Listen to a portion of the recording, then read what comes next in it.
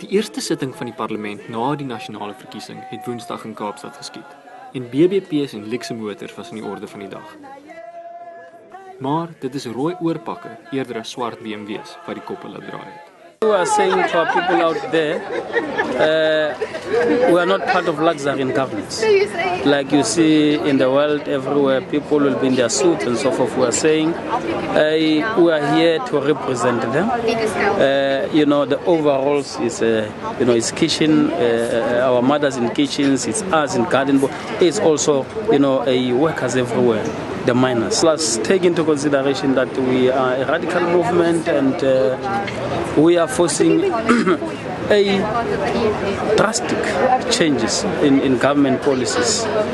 Obviously that will also affect lifestyles of politicians, but that will better the lives of the poor, of the poorest and the working class in South Africa. Now, obviously we have to be excited for the people of South Africa and for those that 1 million+ voters who have voted EFF and showed confidence in EFF.